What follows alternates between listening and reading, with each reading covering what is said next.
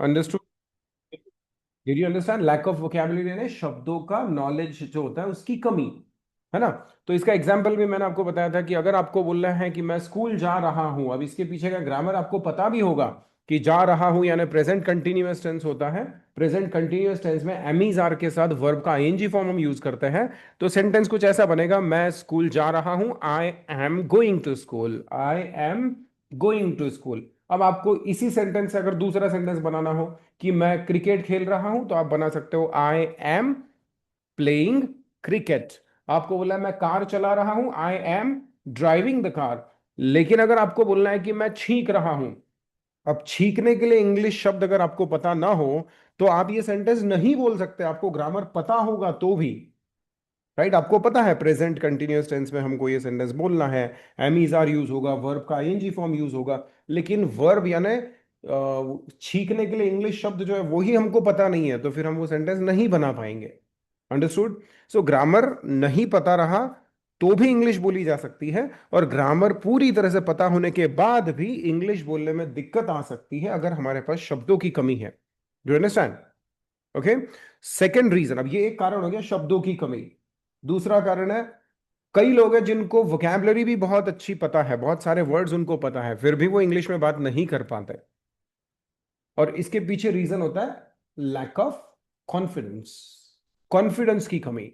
Now confidence मतलब क्या होता है? What is the meaning of confidence? Can anybody tell me? बता सकता है कोई कॉन्फिडेंस यानी क्या? What do you mean by confidence? Marathi में कॉन्फिडेंस को क्या कहेंगे हम? कोशिश करिए। हिम्मत, गुड गुड गुड। हिम्मत, या फिर हम बोल सकते हैं आत्मविश्वास, है ना? आत्मविश्वास, आत्मविश्वास यानी खुद पे भरोसा कि मैं ये काम कर सकता हूं, इसको हम बोलते हैं आत्मविश्वास। अब कई बार ऐसा होता है कि कोई स्पीच की प्रिपरेशन हम अच्छे से कर लेते हैं, फिर स्टेज पे जाके हमको वही स्पीच बोलना होता है। प्रिपरेशन बहुत अच्छे से हुई थी, सब कुछ याद था, घर पे बोल के भी देखा हमने, बहुत अच्छा बोल पाए थे हम। राइट? लेकिन वही बात जब स्टेज पे जाके बोलनी पड़ी तो हमको अनुभव नहीं था, पहले कभी लाइफ में स्टेज पे सबके सामने बोला नहीं था, पहली बार जब बोलने गए तो अचानक से दिमाग ब्लैंक हो जाता है, बिकॉज हमने पहले कभी किया नहीं है। तो जो काम हमने पहले कभी किया नहीं है, उस काम के लिए खुद पे भरोसा नहीं होता हमको कि मैं कर पाऊंगा, है ना? साइकिल कभी चलाई नहीं तो आपको विश्वास रहेगा कि हाँ मैं चला सकता हूं? नहीं रहेगा। विश्वास उन चीजों पे होता है जो चीजें हम पहले कर चुके हैं। अगर आप रोज साइकिल चलाते हो तो आपको विश्वास है कि मैं साइकिल चला सकता हूँ। राइट? अगर आपको कोई ऐसा चैलेंज दे कि आपके घर से स्कूल तक साइकिल पे जा सकते हो, क्या आप आत्मविश्वास के साथ कहोगे कि हाँ जा सकता हूँ? क्योंकि आप साइकिल बहुत दिनों से चला रहे हो, पहली बार नहीं चलाई आपने। राइट? लेकिन याद करिए जब पहली बार साइकिल चला रहे थे तब वो आत्मविश्वास नहीं था, तब थोड़ा डर लग रहा था, तब ऐसा लग रहा था मैं कर पाऊंगा कि नहीं कर पाऊंगा। Do you understand? सो विश्वास कब बनता है? जब खुद को वो काम करते हुए हम पहले देख चुके हैं, खुद को साइकिल चलाते हुए आपने देखा है। राइट? खुद को स्विमिंग करते हुए अगर आपने देखा है तो आपको पता है कि हाँ मैं स्विमिंग कर सकता हूं, फिर विश्वास आएगा कि हाँ मैं कर सकता हूं। और जब तक आपको पता ही नहीं है कि मैं कर सकता हूं कि नहीं कर सकता हूं, तो ये विश्वास कैसे आएगा कि मैं कर सकता हूं? विश्वास तो तभी आएगा ना जब हम करेंगे। राइट? मैंने कभी 5 किलो का डंबल नहीं उठाया है, तो मैं ये विश्वास मेरे को आएगा क्या कि मैं 100 किलो का कोई बार उठा सकता हूँ? राइट? 100 किलो वेट नहीं उठा सकता, अगर मैंने 5 किलो का डंबल नहीं उठाया कभी, तो 100 किलो का डंबल मैं उठा सकता, ये विश्वास मुझे आएगा क्या? नहीं। विश्वास कब आएगा? जब हमने वो काम पहले किया हुआ है। Do understand? तो हमने कभी इंग्लिश में बात नहीं की, तो हमको विश्वास कैसे आएगा कि हाँ मैं बात कर सकता हूँ? विश्वास तो तभी आएगा जब पहले देखा हो। जो चीजें देखी हमने उन्हीं पे विश्वास करते हैं। राइट? भूत कभी देखा आपने? नहीं। फिर भूतों पे विश्वास है क्या आपका? हम लोगों की कही सुनी बातों पे विश्वास कर लेते हैं कई बार, लेकिन नहीं करना चाहिए जब तक हम आंखों से देखे नहीं। राइट?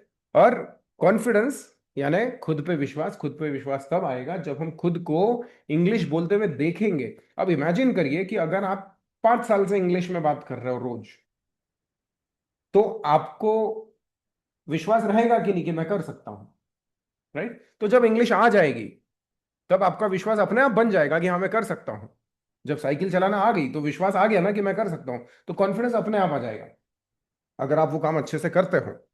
Do you understand? और कुछ चीजें होती है कॉन्फिडेंस बढ़ाने के लिए, कुछ साइकोलॉजिकल फैक्टर्स है जिनकी वजह से हमारा आत्मविश्वास कम रहता है। राइट। तो हमको समझना है कि कॉन्फिडेंस कम क्यों रहता है, why your confidence is low, confidence low क्यों है, कॉन्फिडेंस कम है मतलब क्या। कॉन्फिडेंस अगर आप में कम है तो आपके अंदर एक फीलिंग है जिसका नाम है डर, राइट। जिस व्यक्ति में कॉन्फिडेंस नहीं उसमें क्या है, डर है, राइट। तो इंग्लिश में बात करने में डर लगता है, राइट। क्यों लगता है, क्योंकि पहले कभी बात की नहीं, राइट। अच्छा, डर किस चीज का होता है, क्या मरने का डर होता है, इंग्लिश बोलते हुए मैं मर जाऊंगा, ऐसा डर होता है कि नहीं, ऐसा डर नहीं होता। इंग्लिश बोलते हुए किसी की मौत नहीं हुई कि इसने इंग्लिश बोली थी एक बार फिर वो मर गया था इसलिए आज से कोई इंग्लिश मत बोलिए, ऐसा थोड़ी है। तो इंग्लिश बोलते हुए हमको मरने का डर नहीं होता, इंग्लिश बोलते हुए हमको किस चीज का डर होता है, बताइए। गलती हो जाएगी, इसका डर, है ना, कि मैं कुछ गलत बोल दूंगा, इसका डर होता है कि मेरे से गलती हो जाएगी, मैं सही नहीं बोल पाऊंगा, इस बात का डर। ठीक है, गलती हो जाएगी तब भी मरेंगे थोड़ी हम, क्या हो गया फिर गलती होगी, गलती हो जाएगी तो क्या होगा, लोग क्या सोचेंगे, ये डर है कि गलती हो गई तो लोग मेरे बारे में क्या सोचेंगे, अरे अरे इसको तो इंग्लिश नहीं आती, अरे ये तो इंग्लिश मीडियम स्कूल में जाती है फिर भी इसको इंग्लिश नहीं आती, ऐसा सोचेंगे ना लोग, राइट। अरे ये तो इतने पढ़े लिखे हैं फिर भी इनको इंग्लिश नहीं आती, लोग ऐसा सोचेंगे ना, राइट। या फिर अरे अरे ये भी इंग्लिश मीडियम स्कूल में जाता है इसको इंग्लिश नहीं आती, ऐसा लोग सोचेंगे। और इस बात का हमको डर होता है, सबकॉन्शियस माइंड में हमारे ये चल रहा होता है कि मैंने अगर इंग्लिश में नहीं बोल पाया तो लोग मेरे को हंसेंगे, लोग मेरा मजाक उड़ाएंगे, लोग मेरे बारे में क्या सोचेंगे, इस चीज का डर होता है, राइट। और फिर फेल्योर का डर, फेल्योर, कि हम कंपटीशन में स्टेज पे जाके कोई स्पीच देना चाहते थे लेकिन हम वो स्पीच नहीं दे पाएंगे, हम फेल हो जाएंगे, हमको मेडल नहीं मिलेगा या हम उस कंपटीशन में नहीं जीतेंगे, इन सब चीजों का डर होता है, राइट। अब ये डर से छुटकारा कैसे पाएंगे हम, डर क्या है, डर इज अ फीलिंग, फियर क्या है, एक फीलिंग है ना। फियर किसी चीज का नाम है क्या, ये लो फियर, ये फियर है, फियर कोई चीज नहीं, फियर एक फीलिंग है हमारी, डर जो हम सिर्फ महसूस कर सकते हैं, राइट। तो फियर इज अ फीलिंग। अब फीलिंग लिविंग थिंग्स में होती है, ये मोबाइल के अंदर फीलिंग है क्या, इस माउस के अंदर फीलिंग है क्या, नहीं। तो अगर आप लिविंग थिंग हो तो आपके अंदर फीलिंग्स रहेगी, ऐसा कोई इंसान है क्या जिसके अंदर फीलिंग्स ही नहीं है, उसको दुख नहीं होता, उसको खुशी नहीं होती, उसको गम नहीं होता, उसको डर नहीं लगता, ऐसा कोई इंसान है क्या, अगर इंसान हो तो भावनाएं हैं आपके अंदर, डू यू अंडरस्टैंड ना। कोई भी चीज, अब ये बेल है, ये बेल, इसके अंदर कोई फीलिंग नहीं है, इसके पीछे कुत्ता लगा दो ये डरेगा नहीं, इसको गिफ्ट दे दो ये खुश नहीं होगा। नॉन लिविंग थिंग्स में फीलिंग्स नहीं होती, लिविंग थिंग्स के अंदर फीलिंग्स होती है। तो डर एक फीलिंग है, अब डर से छुटकारा पा ही नहीं सकते, भगवान ने बनाया ही है हमको ऐसा, और वो डर जरूरी भी है। अगर हमको डर ना लगता तो हम कई ऐसे स्टंट्स करते जिसमें मर जाते, राइट। तो डर है इसलिए हम बचे रहते हैं, डू अंडरस्टैंड। सो डर जरूरी है, और वो डर ही हमको बहुत सारी चीजें करने से रोकता है, बट कभी कभी ज्यादा डर सही चीजें भी करने से रोक देता है, डू यू अंडरस्टैंड। बट डर से छुटकारा पा नहीं सकते, राइट। कॉन्फिडेंस है मतलब डर नहीं है, और डर से छुटकारा पा नहीं सकते फिर, क्योंकि डर एक फीलिंग है। डर तो सबके अंदर है, सबको डर लगता है, फिर भी कुछ लोग कैसे कॉन्फिडेंटली इंग्लिश में बात कर पाते हैं, डर तो मुझे भी लगता है, बट फिर भी मैं कॉन्फिडेंटली इंग्लिश में बात कर सकता हूं, कैसे, वैसे ही जैसे डर आपके अंदर होने के बावजूद भी आप साइकिल चला सकते हो, कोई और व्यक्ति साइकिल नहीं चला सकता डर के मारे, वो डर पे विजय प्राप्त कर लिया आपने, साइकिल चलाने का डर। कैसे भागता है ये डर, डर से छुटकारा पाने की कोशिश करना छोड़ दो सबसे पहले, आप डरते डरते इंग्लिश बोलो, ये मत सोचो कि मेरा डर निकल जाएगा तो मैं बोलूंगा, डर को रहने दो, डरते डरते इंग्लिश बोलो। जैसे साइकिल चला रहे थे, डर लग रहा था कि मैं गिरूंगा, लेकिन हमने डर को रहने दिया और डरते डरते साइकिल चलाई, धीरे धीरे हम साइकिल चलाना सीख गए, तो डरना बंद हो गया, राइट। लैक ऑफ नॉलेज यानी कि नॉलेज की कमी, या लैक ऑफ स्किल्स यानी कोई काम करने की स्किल्स आपके अंदर ना होना, ये चीजें डर को क्रिएट करती है। जैसे बहुत सारे लोगों को सांपों के बारे में नॉलेज नहीं होता, right? Do you know how many types of snakes are there found in India? कि इंडिया में कितने प्रकार के सांप मिलते होंगे? हजारों प्रकार के, राइट? अब उन हजारों प्रकार के सांपों में से जहरीले कितने हैं? सिर्फ 5 प्रकार के ऐसे सांप है जो जहरीले होते हैं। इंडिया में पाए जाने वाले सिर्फ 5 प्रकार के ऐसे सांप है जो जहरीले होते हैं। कौन कौन से? कोबरा, किंग कोबरा, इसके अलावा crate, Russell's wiper and saw scaled viper. ये 5 प्रकार के सांप होते हैं जो जहरीले होते हैं। लेकिन जिस व्यक्ति को इस बात का नॉलेज नहीं है, वो किसी भी सांप को जहरीला समझता है और वो उससे डरता है, राइट? तो लैक ऑफ नॉलेज वो डर को क्रिएट कर रहा है। अगर आपको नॉलेज हो कि ये सांप है, ये जहरीला नहीं है, तो आपको उससे डर लगेगा नहीं। तो नॉलेज आ जाएगा ना। अब सपोज कहीं अंधेरे में रस्सी पड़ी है, आपको इस बात का नॉलेज नहीं है कि वो रस्सी है, अंधेरे में दिख नहीं रही आपको। तो अगर आपको इस बात का नॉलेज नहीं है कि वो तो रस्सी है, आप उसको सांप समझ रहे हो, अब उस रस्सी से भी डरोगे ना। लेकिन जब इस बात का नॉलेज आएगा, अरे ये तो रस्सी है, जैसे ही आपको पता चलेगा कि ये रस्सी है, आपका डर गायब, राइट? तो लैक ऑफ नॉलेज डर का कारण बन सकता है कभी कभी। और लैक ऑफ स्किल, ये भी डर का कारण बन सकता है। जब हम साइकिल चला रहे होते हैं तो हमको लगता है 2 चक्के पे कैसे चलेगी,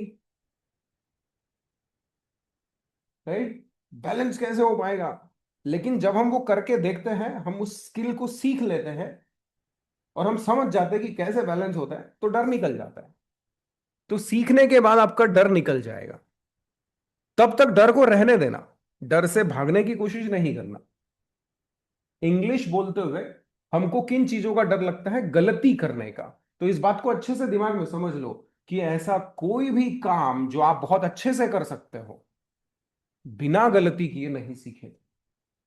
बिना गलती किए आप साइकिल चलाना सीखे थे क्या? बिना गलती किए आप इंग्लिश का फर्स्ट लेटर ए भी नहीं लिखना सीखे। वो भी आपने पहले गलत लिखा था। आप अपने मम्मी को मम्मी बोलना भी बिना गलती किए नहीं सीखे हो। वो भी आप पहले मम्मी को क्या बोलते थे? पता नहीं हमको। मम्मा। फिर मम्मी बोलना सीखे, राइट? कुत्ते को कुत्ता बोलना नहीं सीखे हम बिना गलती किए, पहले आकू बोलते थे फिर कुत्ता बोलने लगे। बिल्ली को बिल्ली बोलना हम बिना गलती किए नहीं सीखे, पहले म्याऊ बोलते थे फिर बिल्ली बोलने लगे। तो हम अपनी मातृभाषा भी बिना गलती किए नहीं सीखे। तो आप खुद से ये उम्मीद कैसे कर सकते हो कि हम इंग्लिश सीख जाएंगे बिना गलती किए? बिना गलती किए सीख ही नहीं सकते। तो अगर आप गलती कर रहे हो, मतलब आप सीख रहे हो। जो गलती नहीं कर रहा, वो सीख भी नहीं रहा। जिसने साइकिल चलाने में कोई गलती नहीं की, वो साइकिल ऐसे खड़ी कर दी उसने सामने और बाजू में बैठ गया। अब वो बैठा है कि मेरे को एक दिन साइकिल चलाना आ जाएगी, फिर मैं साइकिल चलाऊंगा। और वो साइकिल चलाते हुए गलती करना नहीं चाहता। एक दूसरा इंसान है जो साइकिल पे बैठा, पाइडल मारा और गिर गया, फिर उठा, फिर साइकिल पे बैठा, फिर पाइडल मारा, फिर गिर गया, फिर उठा, फिर साइकिल पे बैठा, फिर पाइडल मारा, फिर थोड़ी दूर चला, फिर गिर गया। तो अब इन दोनों में से कौन जल्दी साइकिल चलाना सीखेगा? जो बार बार गिरा, जिसने बार बार गलती की। और दूसरा बैठा इंतजार करते, मेरे को साइकिल चलाना आ जाएगी फिर मैं साइकिल चलाऊंगा, मेरे को साइकिल चलाना आ जाएगी फिर मैं साइकिल चलाऊंगा। क्या इसको कभी साइकिल चलाना आएगी? क्यों नहीं आएगी? क्योंकि ये गलती ही नहीं कर रहा है। तो जो गलती नहीं करेगा वो सीखेगा ही नहीं, राइट? अंडरस्टूड? तो वैसे ही इस क्लास को ज्वाइन करने के बाद कुछ लोग इंग्लिश बोलना शुरू कर देते हैं गलत, टूटी फूटी। कई बार मेरे से डांट भी पड़ती है उनको, राइट? गलत इंग्लिश, उनका मजाक भी उड़ता है, लोग हंसते भी है उनको। वो इंग्लिश बोलने की कोशिश करते हैं लेकिन कोई बच्चों जैसी छोटी मोटी गलती कर देता है, फिर लोग उनको हंसते हैं। जैसे मैंने सिखा दिया कि मैं एक टेलर हूं, आई एम अ टेलर, और वो लड़की एक सीमस्ट्रेस है, शी इज अ सीमस्ट्रेस। अब हो सकता है एक आध लड़का बोल दे आई एम अ सीमस्ट्रेस, फिर हम हंसते हैं उसको, अरे अरे, तू लड़की है क्या? सीमस्ट्रेस तो लड़कियों के लिए यूज होता है। सब हंसते हैं उसको, उसका मजाक बनता है। तो इंग्लिश बोलते हुए एक व्यक्ति है जो गलती कर रहा है, उसका मजाक उड़ रहा है, उसको लोग हंस रहे हैं, उसको चिढ़ा रहे हैं, अरे रे तेरे को तो इंग्लिश नहीं आती, अरे रे तेरे को तो गलत बोलता है, बोलता गलत बोल आती नहीं तो बोलता क्यों है, ये सब चीजें उसको बोल रहे हैं। और दूसरा है जिसने क्लास ज्वाइन की और मस्त इंतजार कर रहा हूँ कि अब मेरे को इंग्लिश बोलना आएगी फिर मैं इंग्लिश बोलूंगा, मेरे को इंग्लिश बोलना आएगी फिर मैं इंग्लिश बोलूंगा, पहली लेवल हो गई, वो सोच रहा है कि अभी मेरे को इंग्लिश आई नहीं, जब आएगी तो बोलूंगा। फिर दूसरी लेवल होगी, तब भी वो सोच रहा है मेरे को इंग्लिश आएगी, आएगी तो बोलूंगा। पांचवें लेवल तो वो बैठे रहता, मेरे को इंग्लिश आएगी फिर मैं बोलूंगा, और कभी नहीं आती। और जो दूसरा व्यक्ति है, वो पहली लेवल से टूटी फूटी गलत इंग्लिश बोलना चालू कर देता है, उसका मजाक उड़ाते हैं लोग, उसको चिढ़ाते रहते हैं, उसका उस पर हंसते रहते हैं, फिर भी वो बोलते रहता है। अब इन दोनों में से कौन जल्दी सीखेगा? जो बोल रहा है, जो गलती कर रहा है, जिसका मजाक उड़ रहा है, जिस पे लोग हंस रहे हैं। तो अगर आप पे लोग हंस रहे हैं, अगर आपका मजाक उड़ रहा है, अगर आप गलती कर रहे हो, तो खुशी की बात है कि मैं तो सीख रहा हूं। जो गलती नहीं कर रहा है, वो सीखेगा ही नहीं। Do understand? तो डरना किसने चाहिए? जो गलती ही ना करे, उसने डरना चाहिए, अरे मेरे पैसे बर्बाद हो रहे हैं क्योंकि मैं तो बोल ही नहीं रहा हूं। जो गलती कर रहा है उसने डरना चाहिए क्या? नहीं, उसमें तो खुश होना चाहिए, अरे वाह मैंने गलती की है। तो हर गलती के बाद आपने खुश होना चाहिए। अंडरस्टूड? गलती करना बहुत जरूरी है। दूसरा, लोग क्या सोचेंगे, इस बात का डर है। पहला था गलती करने का डर, अब वो कम हो गया। आप समझ गए आपको गलती करना जरूरी है, तो अब आप इंग्लिश में बोलना शुरू कर दोगे। जैसी आती है वैसी, जितनी आती है उतनी। एक सेंटेंस आता तो एक सेंटेंस, दो आते तो दो। जो आते हैं वो बोलो, जो नहीं आते वो मत बोलो। राइट? अगर इंग्लिश आती ही नहीं है तो सुनकर बोलो। दूसरों के मुंह से सुनो और वो बोलो। मेरे मुंह से सुन लो, मुझे पूछ लो कि सर ये सेंटेंस इंग्लिश में कैसे बोलते हैं, मैं बोल दूंगा, फिर वो सुन लेना और वो सुन के आपने रिपीट करना। फिर वो बोलना शुरू कर देना। सुनकर सीख सकते हैं ना? आप मराठी सुनकर ही सीखे हो ना? तो सुनकर बोलो ना फिर। Start listening and start speaking. Do understand? So keep making mistakes. गलती करने का डर निकल गया अभी। अब दूसरा डर क्या है? लोग क्या सोचेंगे। लोग हंसेंगे यार मैं गलत बोल दूंगा तो। ये डर आएगा कि नहीं? लोग हंसेंगे। माधुरी मैम, आर यू देयर? आप हो गया क्लास में? हाँ सर। हाँ, कैमरा एडजस्ट करिए ना आपका। मुझे दिखने चाहिए आप हो लोग। गया। नहीं ना, आप नहीं दिख रहे मुझे। सर कैमरा तो ऑन है मेरा। हाँ अभी ऑन है वो, मतलब एडजस्ट करने बोल रहा था मैं कहीं और, वो घूम गया तो फिर। अच्छा। हाँ, ठीक है। सो गलती करना जरूरी है, गलती करने का डर निकल गया। गलती करना, लेकिन फिर दूसरा डर क्या होता है कि अगर मैंने गलती की तो लोग हंसेंगे। अरे रे इतने बड़े हो गए इंग्लिश नहीं आती। अरे रे इतने बड़े हो गए अपना इंट्रोडक्शन नहीं आता। अरे रे एक सीधा साधा सेंटेंस नहीं बोलते यार आपको इंग्लिश में। लोग हंसेंगे ना, जो कुछ क्लास में एक दो होशियार बच्चे रहते हैं हमसे ज्यादा, वो हंसेंगे ना हमारे ऊपर गलती करने पे। अब इस डर को कैसे भगाए? लोग आपके बारे में क्या सोचेंगे, ये डर आपको है कि अगर मैंने गलती कर दी तो लोग मेरे बारे में क्या सोचेंगे। अब आप मुझे बताइए कि क्या आप बता सकते हो कि अभी मैं क्या सोच रहा हूं? अभी मैं क्या सोच रहा हूं ये बता सकते हैं क्या? अच्छा, मैं बता सकता क्या कि आप अभी क्या सोच रहे हो? आपके दिमाग में क्या चल रहा है ये मैं बता सकता क्या? ये किसी भी इंसान के लिए पॉसिबल है क्या कि किसी और व्यक्ति के दिमाग में अभी क्या चल रहा है वो पता कर ले? नहीं पॉसिबल है ना। फिर हो सकता है कि जब आप गलती करो तब सामने वाला व्यक्ति आपके बारे में अच्छा सोचे। वो ये भी तो सोच सकता है ना, अरे वाह कोशिश कर रही है बच्ची, सीख रही है, ऐसा भी तो सोच सकता है ना। है? हो सकता है कि वो और ही कुछ सोच रहा हो कि यार ये तो बोल ले रही जैसा है वैसा, मेरा नंबर आएगा तो मैं तो बोल भी नहीं पाऊंगा। ऐसा कुछ सोच रहा हो सकता है कि उसके दिमाग में और ही कुछ चल रहा हो कि मेरे को शाम को पार्क में जाना है मेरे दोस्तों के साथ। राइट? तो उसके दिमाग में क्या चल रहा है आपको जब पता ही नहीं है, तो आप ये कैसे सोच सकते हो कि वो मेरे बारे में बुरा सोचेगा?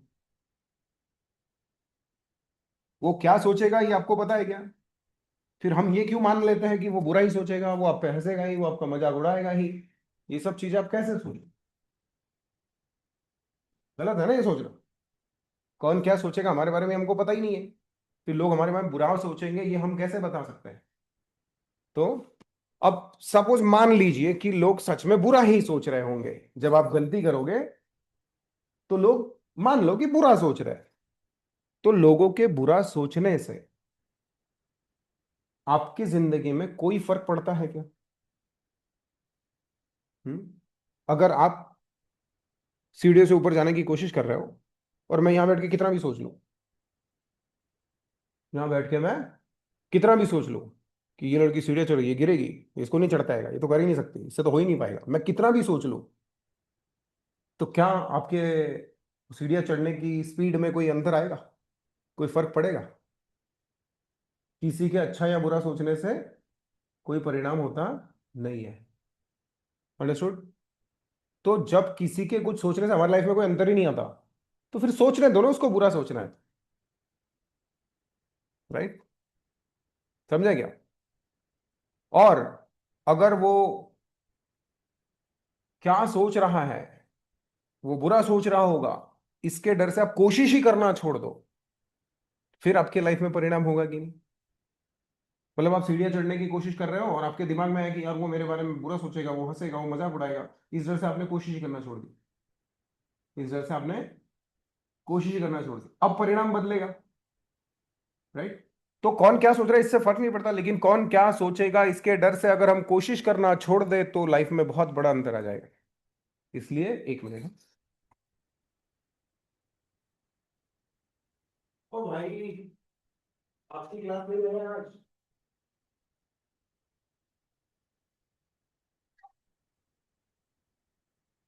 मेरे को मालूम नहीं, बैठे तुम, आओ इधर।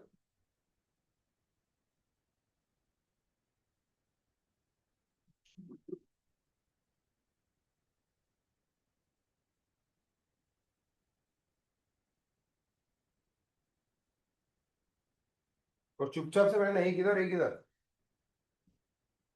तो कौन क्या सोच रहा है इसका जो डर है, जब भी आपको लगे कि कौन क्या सोचेगा मेरे बारे में, ये डर जब लगे तो आपने क्या सोचना कि किसी के सोचने से कुछ फर्क पड़ता नहीं है, लेकिन वो क्या सोचेगा इसके डर से अगर मैंने कोशिश करना छोड़ दिया तो बहुत फर्क पड़ता है। इसलिए जिसको जो सोचना है सोचने दो, और हमको जो करना है वो करो। You understand? किसी के सोचने से कोई भी फर्क पड़ता नहीं है। ओके? ये चीजें ध्यान में रखना है। तीसरा है fear of failure. Fear of failure है ना, कि अगर मुझे मेडल नहीं मिला तो, अगर मैं जीता नहीं तो, अगर मैं नहीं कर पाया तो, ये डर। नहीं कर पाया तो मैं दोबारा ट्राई करूंगा, नहीं कर पाया तो। ऐसा कौन है दुनिया में जो पहली बारी में कामयाब हो जाता है, पहली बारी में सक्सेसफुल हो जाता है, पहली बारी में जीत जाता है? ऐसा कोई भी नहीं है। अमिताभ बच्चन ने अपनी पहली मूवी बनाई तो पहली मूवी थोड़ी फेमस हो गई थी। सचिन तेंदुलकर पहली बार क्रिकेट खेले तो पहली बार ही थोड़ी फेमस हो गए थे। बड़े बड़े क्रिकेटर भी 0 रन पे आउट होते हैं। तो हम भी हो सकते हैं ना, क्या दिक्कत है उसमें? Do understand? तो फेलियर से डरना नहीं है, फेल हो गया तो दोबारा कोशिश करेंगे। फेल हो गए मतलब एक अटेम्प्ट हो गया, एक ट्राई किया है हमने, और ऐसे बहुत सारे ट्रायल्स करने के बाद आप जीतते हो। पहली बार में कोई नहीं जीतता। Do understand? है ना? पहली बार जीत जाओ तो लक होता है, दूसरी बार भी जीतो, तीसरी बार भी जीतो और हमेशा जीतो, ऐसा पॉसिबल है क्या? कभी ना कभी तो फेल होता ना इंसान। तो फेल होना एक नॉर्मल बात है, फेल होना जरूरी है। जितने ज्यादा फेल्योर्स आपके पास होंगे उतने ज्यादा एक्सपर्ट उस चीज के आप बनोगे। इसलिए बार बार ट्राई करते रहो और बार बार फेल होते रहो। हर बार जब फेल होगे तो एक नई चीज आप सीखोगे। हर एक फेल्योर आपको कुछ नई चीज सिखाएगा। अंडरस्टूड? सो ये सब चीजें ध्यान में रखते हुए आपका कॉन्फिडेंस लेवल धीरे धीरे इंप्रूव हो सकता है। इसके बाद लैक ऑफ स्पीकिंग हैबिट एक तीसरा कारण है जिसकी वजह से लोग इंग्लिश में बात नहीं कर सकते।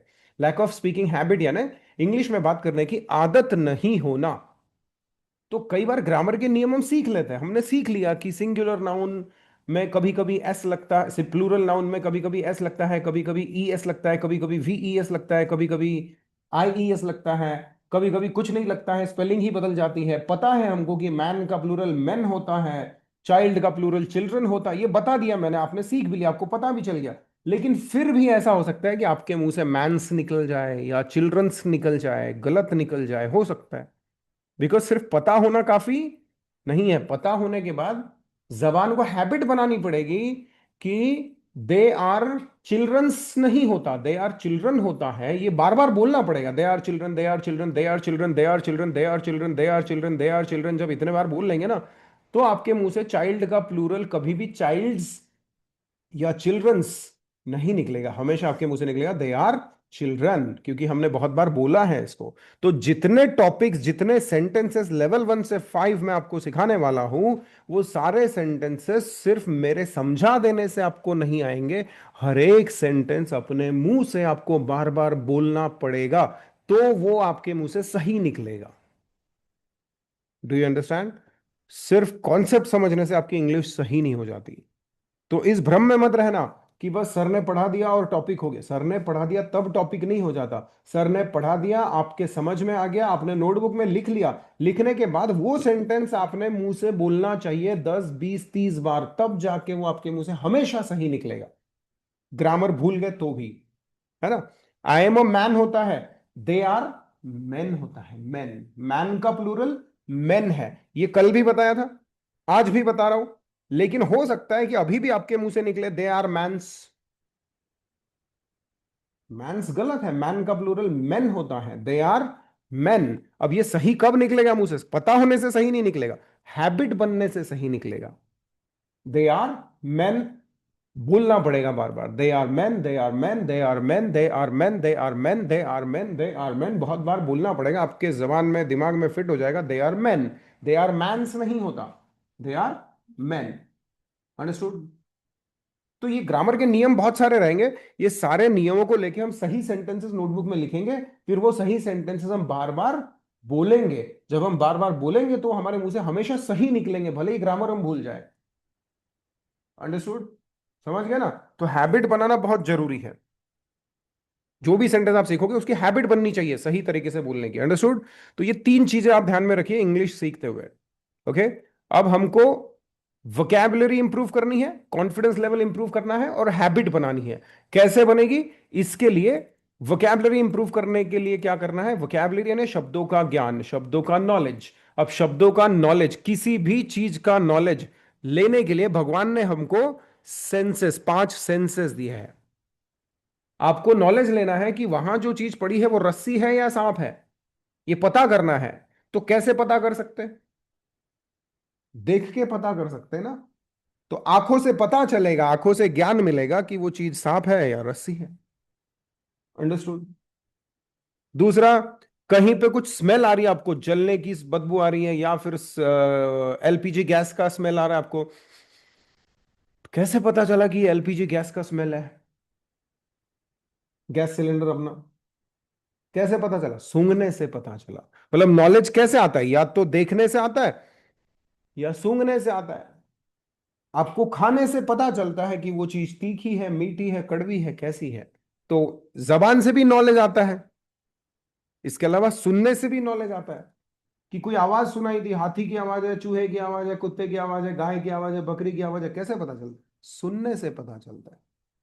राइट? और छूने से पता चलता है कि वो चीज ठंडी है या गर्म है, स्मूथ है या रफ है। कैसे पता चलता है? छूने से। राइट? तो ये 5 सेंसेस है, आंखें, नाक, कान, जबान और स्किन। ये 5 सेंसरी ऑर्गन्स हैं जिससे हम बाहर की दुनिया का ज्ञान ले सकते हैं। राइट? कि वो चीज जो पड़ी है वो सांप है या रस्सी है। कैसे पता? देख के, देख सुन के, सूंघ के और चख के और छू के हम पता करते हैं कि आसपास की चीजें क्या है। अब शब्दों का ज्ञान अगर आपको हासिल करना है कि भाई ये शब्द है, इस शब्द का मीनिंग क्या है, तो कैसे पता चलेगा? चखने से पता चलेगा कि वो शब्द ऐसे फाड़ के खा लिया आपने, तो पता चलेगा कि उस शब्द का मीनिंग क्या है? नहीं। राइट? या फिर सूंघ लिया आपने तो पता चल जाएगा? नहीं। या फिर छूने से पता चल जाएगा? नहीं। सिर्फ 2 तरीके हैं शब्दों का ज्ञान हासिल करने के। एक है सेंस ऑफ हियरिंग, एक है सेंस ऑफ विजन। या तो देख के आप पता कर सकते हो शब्दों के मीनिंग डिक्शनरी में, या गूगल में सर्च कर सकते हो कि इस शब्द का मीनिंग क्या है, वहां देख के आप पता कर सकते हो कि इस शब्द का ये मीनिंग है। और दूसरा, सुन के पता कर सकते हो। राइट? तो भाषा हम या तो पढ़ के सीख सकते हैं या तो सुन के सीख सकते हैं। छू के या सूंघ के या चख के नहीं सीख सकते। भाषा को सीखने के लिए 2 चीजें हैं, एक आंखें, एक कान। राइट? अब पढ़ के सीखना ज्यादा अच्छा है या सुन के सीखना ज्यादा अच्छा है? सुन के, पढ़ के? मेरे हिसाब से सुनकर सीखना ज्यादा अच्छा है। क्यों? क्योंकि पढ़ने से प्रोनाउंसिएशन पता नहीं चलता है कि नहीं। बहुत से वर्ड्स ऐसे हैं जो देखने में कुछ और ही है, लेकिन उच्चारण कुछ और ही है। अब सपोज ये वर्ड मैं यहां लिख दूं, ध्यान से देखिएगा।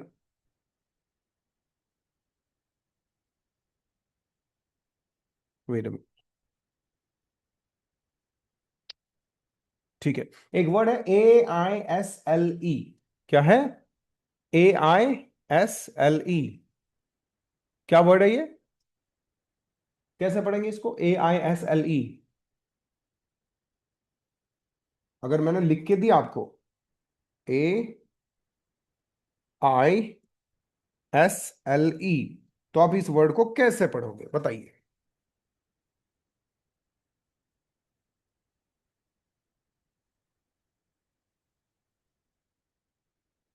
This is the word AISLE. How you are going to read it? Wait a minute. Huh?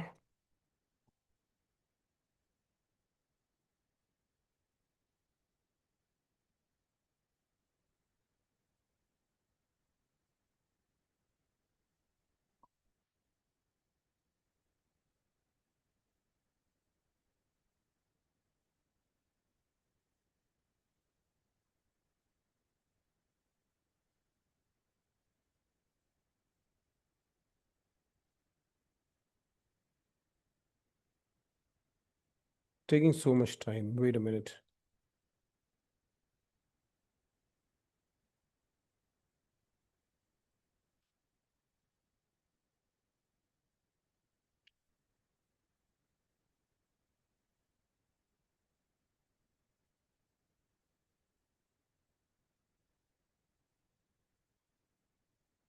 Suppose you are reading this word AISLE. How will you read this? बताइए इसको कैसे पढ़ेंगे?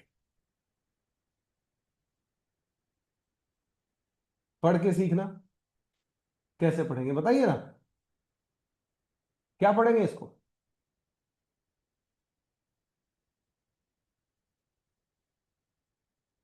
कोशिश तो करो। कौन गलत होगा और क्या होगा? कौन? अलाइस। Okay, anybody else? हाँ, पढ़ो पढ़ो। एसल, गुड ट्राई, बहुत अच्छे। Madhuri ma'am, how will you read this word AISLE? Aisle. Good. अब ये कैसे पता आपको कि इसको आइल पढ़ेंगे? आपने बताया था सर। बताया था। अगर मैं ना बताता तो फिर कैसे पढ़ते आप?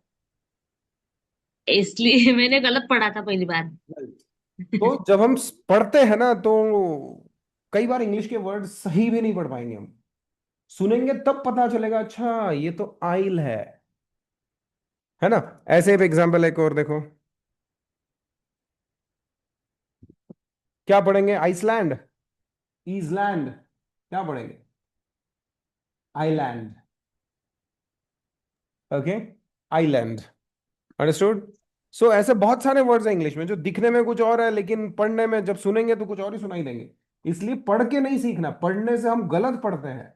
कुछ लोग लिसन को पढ़ते हैं लिस्टन, फासन को पढ़ते हैं फास्टन, क्योंकि उसमें टी दिख रहा है, टी दिख रहा है तो हमको टी को टव पढ़ते हैं हम लोग। Do understand?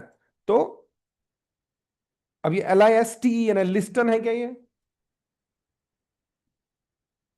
नहीं ना। जब इसको हम सुनेंगे तो पता, अच्छा ये लिस्टन नहीं, ये लिसन है। लिसन क्या है?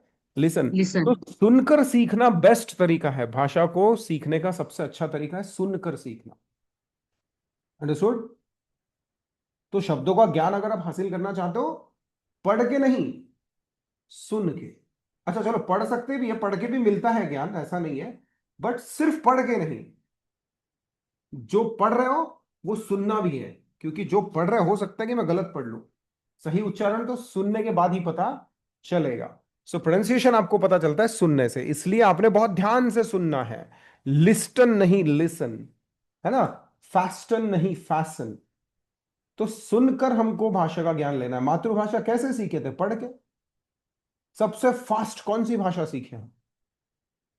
अपनी मातृभाषा। राइट। सबसे फास्ट हम सीखते हैं अपनी मातृभाषा, यानी जो भाषा हमारी मम्मी पापा बोलते हैं वो। राइट। वो भाषा हम सबसे फास्ट सीखते हैं। क्यों? क्योंकि हम सुनकर सीखते हैं वो भाषा। तो जो भाषा आप सुनकर सीखोगे वो सबसे फास्ट सीखोगे। जो भाषा पढ़ाई करके सीखोगे, 12-12 साल तक पढ़ लिए लोग इंग्लिश, लेकिन इंग्लिश बोलना नहीं है। 15-15 साल इंग्लिश मीडियम स्कूल में पढ़ लिए, लेकिन इंग्लिश बोलना नहीं आई। मतलब पढ़ के सीखने से आई नहीं, तो अभी भी पढ़ के ही सीखना क्या? नहीं ना। अब हमको बदलना पड़ेगा ना। पढ़ के सीखने से इंग्लिश आई क्या? नहीं। अब हमको पढ़ के नहीं सीखना है, क्योंकि पढ़ के सीखने से कोई फायदा हुआ नहीं है। अब सुन के सीख। Do you understand? क्योंकि मातृभाषा सुनकर सीखे थे। सबसे फास्ट तरीका है भाषा को सीखने का, सबसे फास्ट, सबसे आसान, सबसे फास्ट और सबसे आसान तरीका है भाषा को सीखने का, सुनकर सीखना। अंडरस्टूड? सुनकर सीखने से इंग्लिश ऑटोमेटिकली आ जाएगी। कैसे आएगी? ऑटोमेटिकली, जैसे मातृभाषा अपने आप आ गई। मातृभाषा सीखने के लिए कोई क्लास ज्वाइन की थी? मातृभाषा सीखने के लिए पेन पेंसिल नोटबुक इरेजर खरीदा था? मातृभाषा सीखने के लिए कोई क्लासेस ज्वाइन की थी? मातृभाषा सीखने के लिए किताबें पढ़ी थी? मातृभाषा सीखने के लिए हम दीपक सर के पास गए थे? नहीं। अपने आप आ गई। क्यों? सुनकर सीखे। सुनकर सीखने से आपको ऑटोमेटिकली आ जाएगी चीजें, बहुत जल्दी आएगी और बहुत आसानी से आएगी। इसलिए ध्यान से इंग्लिश सुनना है, रोज इंग्लिश सुनना है। अच्छा, सुनना है मैंने बोल दिया और आप सुनना शुरू कर दोगे क्या? आप घर जाओगे भूल जाओगे।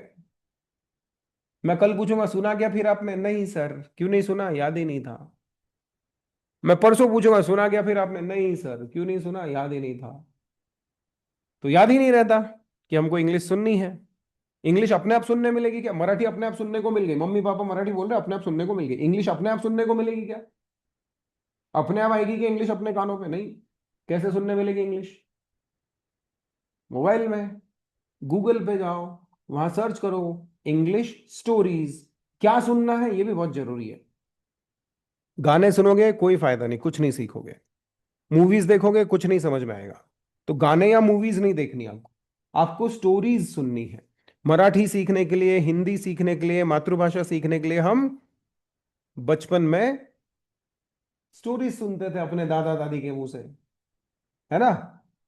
दादा दादी आजी आजोबा हमको कहानियां सुनाते थे, है ना? एक होती विंगरी तीचे नाव झिंगरी। सुना क्या ऐसा कुछ? है ना? चल रहे भोपळ्या टुनुक टुनुक, ऐसा कुछ सुना आपने?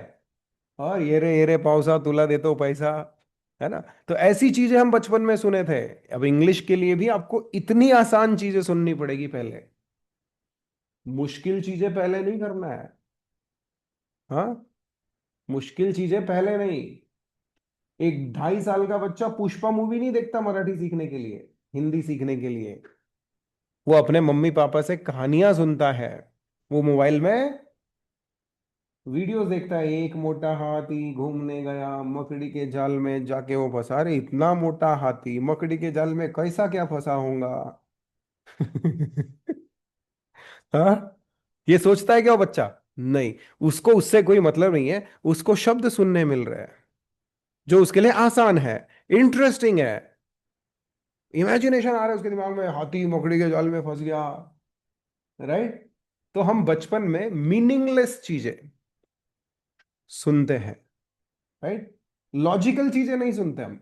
तो बहुत मुश्किल चीजें नहीं सुननी आपको। इंग्लिश में सबसे सरल, सबसे आसान होता है इंग्लिश स्टोरीज या फिर इंग्लिश पोएम्स। यही सुनना है आपको स्टार्टिंग में। आपकी उम्र कुछ भी होगी, आपको वो कितना भी बोरिंग लगे, आपको शुरुआत स्टोरीज से ही करनी होगी। आपको शुरुआत पोएम्स या स्टोरीज, मतलब आसान चीजों से ही करनी होगी। क्योंकि अगर आपको लगता है कि मैं स्टोरी सुनने के लिए तो अब बहुत बड़ा हो गया हूं, अब तो मैं मूवी देखना चाहिए, स्टोरी तो बच्चों के लिए होती है, तो एक नर्सरी क्लास की स्टोरी भी हम ढंग से नहीं बोल पाते सामने खड़े होके। इससे पता चलता है कि हमने पहले वो सीखना चाहिए जो हमको नहीं आता। अगर आपको 1 2 3 4 नहीं आता, तो आपने 1 2 3 4 ही सीखना चाहिए ना। राइट? ऐसा चलेगा कि अब मैं बड़ा हो गया, अब मेरे को डायरेक्ट मल्टीप्लिकेशन सिखा दो, 1 2 3 4 तो बच्चों के लिए होता है। नहीं, ऐसा नहीं है। आपको नहीं आता है तो आपको वहीं से शुरू करना होगा। अगर आपको स्टोरीज बोलते नहीं आती, आपको वहीं से शुरू करना होगा। अगर आप सीधे मुश्किल चीजें करोगे कभी नहीं सीख पाओगे। To understand? तो आपको स्टोरी सुननी पड़ेगी। अब याद ही नहीं रहता, इसका क्या करें? क्या करें? याद ही नहीं रहता। इसके लिए क्या करना है, एक नोटबुक जो हमने खरीदी है, छोटी वाली, वो छोटी नोटबुक में रोज सुबह उठ के आज का काम क्या है वो लिखना है। तीन चीजें लिखनी है कि आज मुझे ये तीन इंपॉर्टेंट काम करने हैं, कुछ भी हो जाए करने ही है। अगर वो लिख लिया तो आप कर लोगे, अगर नहीं लिखा तो भूल जाओगे। राइट? जो बड़े बड़े काम हम कर लेते हैं ना, घर में किसी की शादी होती है तो दूल्हा भूल जाता क्या क्या कि आज मेरी शादी है।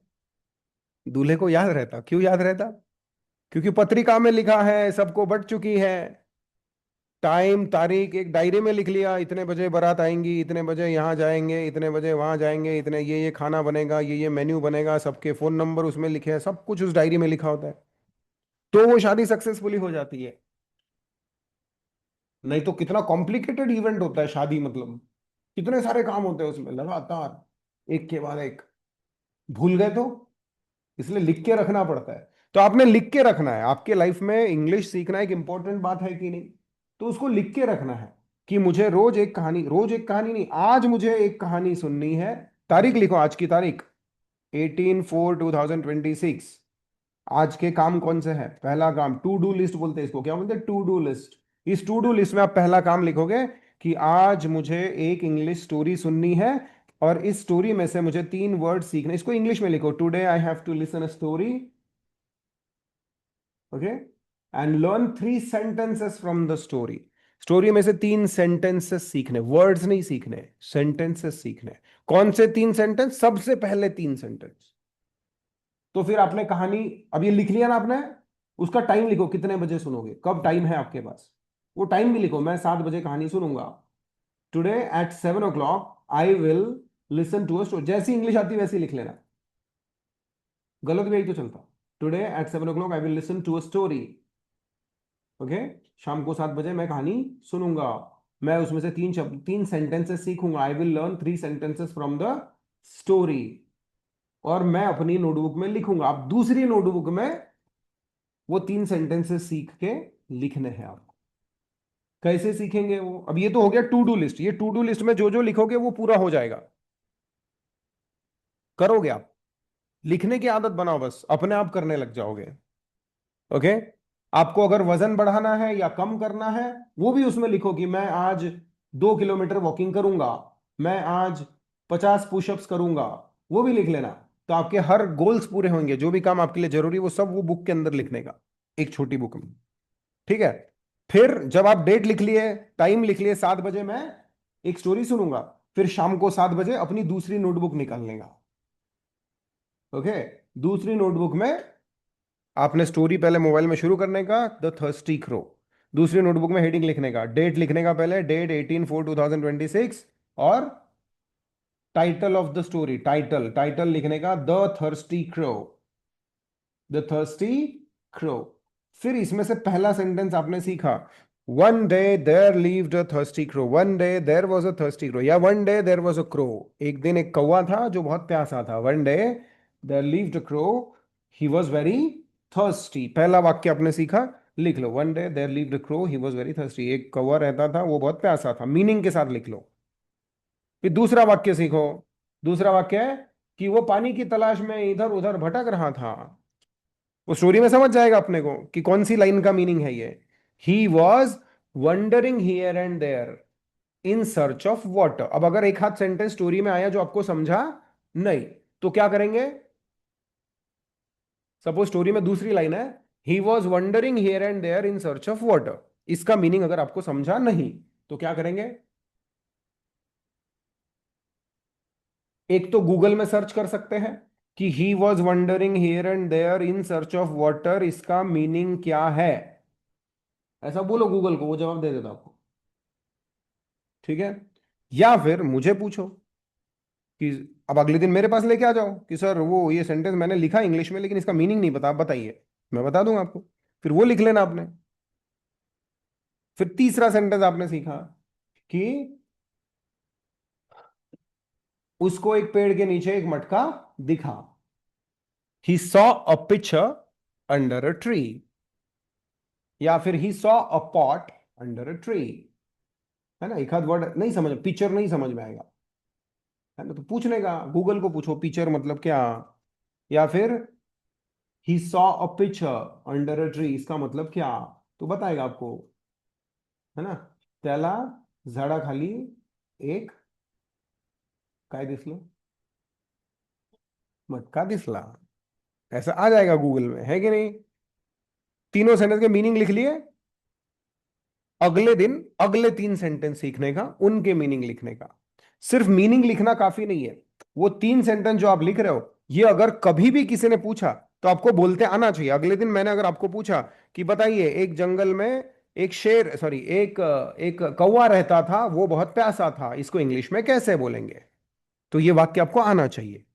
हमने सीखे ना 3 सेंटेंस। 3 सेंटेंस सीखने का मतलब ये है कि डबल अगर हमको पूछे जाए तो हमको आना चाहिए वो सेंटेंस बोलते।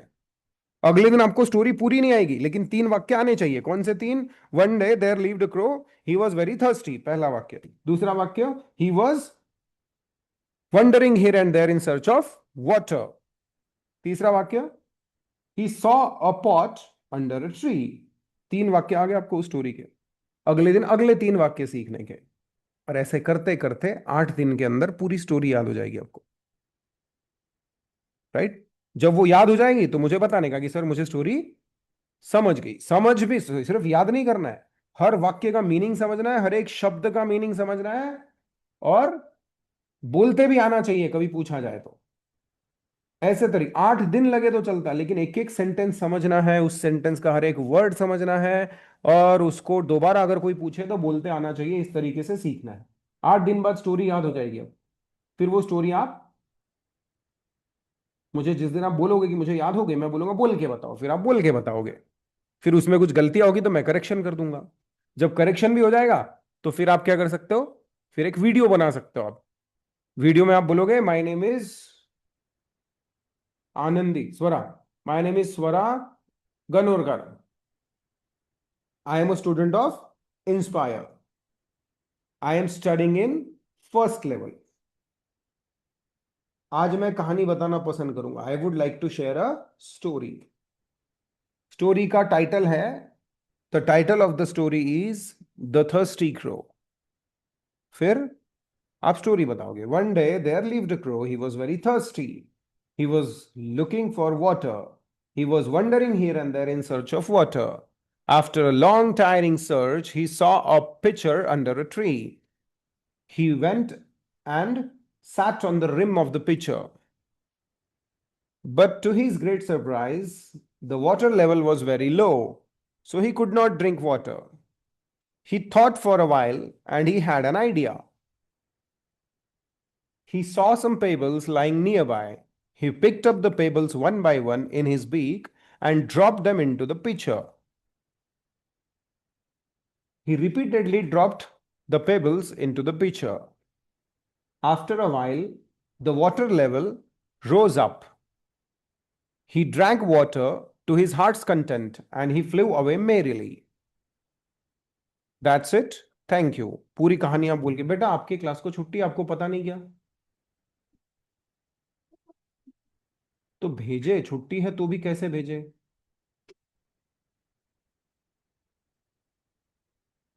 एक मिनट बैठे रहो आप, जब मेरी क्लास होगी तो मैं कॉल कर दूंगा आपके पेरेंट्स को, ठीक।